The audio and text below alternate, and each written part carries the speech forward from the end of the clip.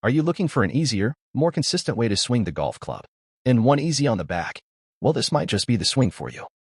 This video has a former top 50 ranked golf pro, as ranked by Golf Digest, Jimmy Ballard, explaining his method. The Connection Golf Swing. Jimmy Ballard coached Seve Ballesteros, Strange and Hal Sutton. Also many PGA pros including Rocco Mediate. Here's the video. But make sure you watch to the end to see the drill the great Hogan taught Jimmy Ballard. That type of thing. Rocco, you waited until right around that time to join forces with Jimmy because of a bad back. Yes. And it has changed your life. Oh, yeah. Well, I don't have a bad back anymore. As we know, golf is insane as far as on our body. It's bad. It's hard to do. It's just an unnatural motion. But the more you can get rid of some of those unnatural angles and bad setups and bent over and everything that we're going to talk about, it becomes easier, much easier, and easier on your body. So that's what we're looking to help, especially on the body, because it messes you up. If you make bad moves at a golf ball repeatedly, it will hurt you. And we've seen some of our best players go down from it. It's just the easiest way to move a golf club. I call it moving, not swinging. And and these things that we'll show everybody today are simple to understand. Hard to do because when you change something, it takes time. It's not like an immediate, it's not perfectly, you can't do it like you got to understand the motion and then work on it, and it becomes much easier. All right, Has Jim, for me. Yeah, you've been teaching prominently now since the 1970s. You've worked with a number of high-profile names, major champions, Seve, Curtis, we could go on and on. Let's talk about the method that you started with and stay with to this day. You call it remaining connected. Right. Connectivity. Explain. Well, the golf swing, as I say, it starts from what we call a brace-connected address. It starts with a setup. And the thing we always want is we always want the right foot turned in. We always want the inside heel measurements, outside shoulder width. That's for to make an athletic motion. We found shoulder width is the distance it takes to make the correct coil and just get into the leg the proper way. So to do that, we also have posture. You must have good posture. We want people like they're holding weights, like they were going to curl weights. We want their fanny under them. We want them under them because that's the only way your legs can work. You can't work your legs if you stick your fanny out. So it all comes back to setup, getting your body in the right position to make that move. And so to do that, we just tell people right foot square, left toe slightly out. That'll help you to get through the ball. We want the inside heel measurements, outside shoulder width, and then we want good postures. If you were standing here curling weights, you would never hold anything heavy this way. You hold everything heavy here. So getting in the right position to get our body to work correctly, that's the whole key. And it's a pre-swing thought. Yeah. Where were you versus where you are now with Jimmy? I was a tiny bit narrow. I was tiny bit narrow and bent over. Back was terrible. It was the end of '04. I didn't know what to do. I didn't know if I could retire because what the heck else am I going to do? I don't even know how to play golf, basically. So I wanted to keep doing it, and Leonard Thompson and I had been talking for years about going to see Jimmy, but I was doing okay, and I said, no, I'm fine. And once that happened, I called Leonard and I said, LT, I need to go see Jim. And he goes, we've been waiting for this to happen. So we went down and he saw some, obviously I was kind of narrow.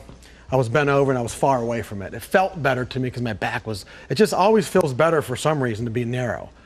But what it does is puts more stress on my spine because anytime you're narrow, you're twisty. You twist them while you turn around in a circle, which we do not want to do. I don't even think about turning a golf swing. I know it's kind of weird, but I don't think about it at all. I think about back. So all we really started with was width of stance, shoulders inside my feet, like Jim just said, and posture. So now I've gotten rid of all of this and bent over, everything. It's all right here. There's not a lot. There's angles in a golf swing, but there's not a lot right here. This isn't dropped down. My hips aren't put. Everything's dead square and in center. That's what he taught me, especially sternum, center, what do you want to call it, center. So everything starts from center and it moves. It's 1, 2. There's not 47 parts of a golf swing. There's 2. A backswing and a downswing. The finish is all a result of what you do. We had a conversation before this show started, and we wanted to get from you tonight tips for high-level, mid-level, and low-level handicappers. And you said, we only teach to one level. It's one level. It works for every person, whether it's a touring professional or a guy just starting golf. It's all the same.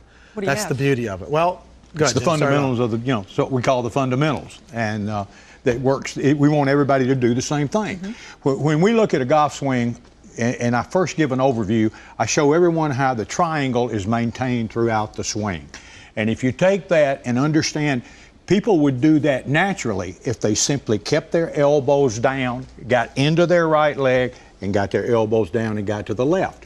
And as soon as the elbows are down, then your body is free to move, like throwing a medicine ball underhanded. But when you get your arms around or off your body, or your elbows out, there's no way the body can coordinate with it. Yeah, let me show you what he means. What we mean is, as far as structure and setup, which is width of stance, kind of braced like we were talking about, braced in there. My knees aren't out, they're in a little, just a touch. So I'm this way, and I'm tall as I can be. So what we mean about elbows down, left arm on my body, my elbow's not pointing out, it's pointing down to my, I guess, my left hip socket somewhere there, right? So what we're talking about, if the elbows stay down, watch the golf club go up. Okay, the golf club's up here now. What Jimmy's always taught, the golf club now is light. It's balanced. It's balanced and light. So now it can be thrown any way I want to throw it. Hard, fast, easy, slow, doesn't matter. Timing means nothing if your golf club's in the right place. Once I get my elbows sideways, now look at the club.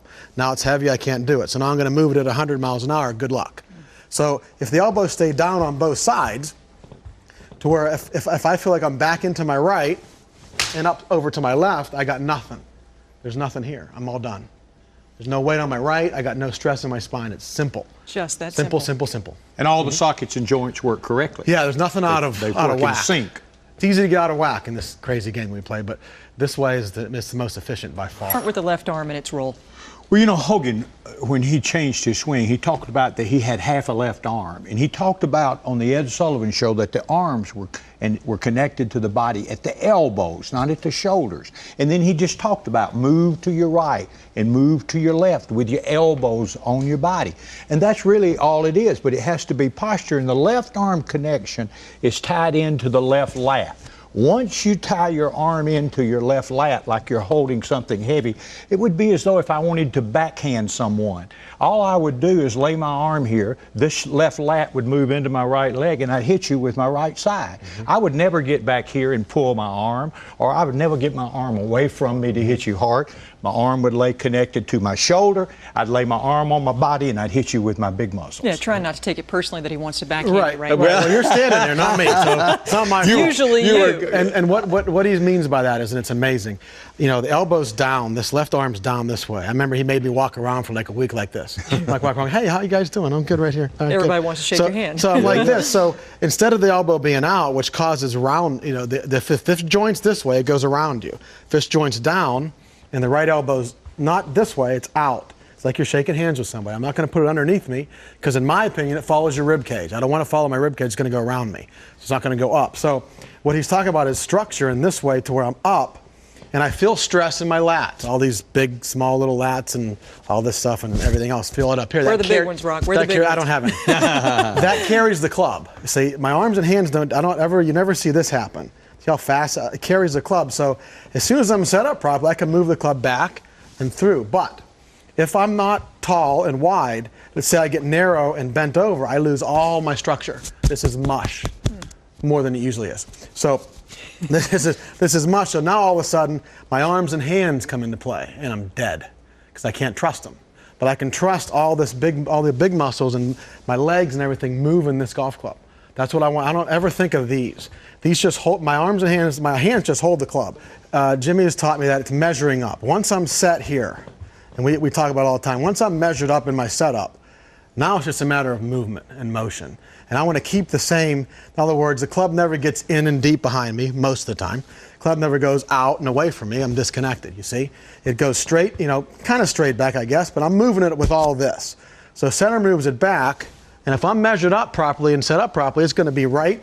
It's going to be right in the numbers as far as hitting, and there's not going to be any disturbance on the ground because I'm measured up and I stay tall throughout the entire swing. Everything stays tall. Hogan always talked about being taller at impact, not smaller. Think about that. You have to be up to hit down. In other words, you have to be up to hit down. Yeah. If you're down, you're hitting up. Yeah, and that's bad. So you have to always have good posture to be in a position to hit a descending blow. The ball's on the ground. Okay, we got a great tip from you earlier. We're looking for another one. What do you have? Well, I think the best way to understand how to get into your right leg and coil and not sway, which people have always accused me of, I think you have to understand with the setup we've already talked about, your left shoulder never goes under, your left shoulder never goes high. That would be a sway. We don't teach that. We teach the left knee and the left lat makes a little 6-inch move into your right leg, and your right arm and shoulder hinges up to hit down. So therefore, the only way I can hit down is for my elbows to be down to go that way. And if you don't get into your leg, how can you go forward? So that's the whole key. It's not a sway, it's a coil. You can't turn because you can't turn from 2 sockets and 2 joints. Period. Laws of physics. So you coil into the set of the leg and uncoil. And back-to-back U.S. Opens for Curtis Strange just does not lie. We still have another incredible tip coming your way from Jimmy Ballard, a personal one he received from the Hawk, calls it the best he ever received. Stay tuned for that. We have teased it. I have heard it. It is awesome, but now it's time to deliver it to our viewers. The best tip you ever received. And it's hard to believe you did get it from Ben Hogan, but you did. Yep. It was 1956, and he was standing on the practice tee hitting balls.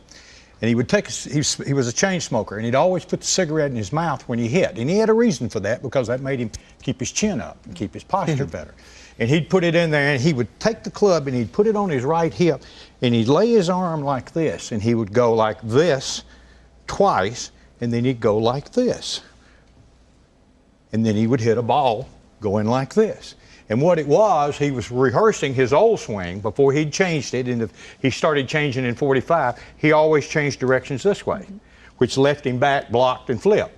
So in later life, he learned to keep the elbow down, connect it, and get the right hip to hit it.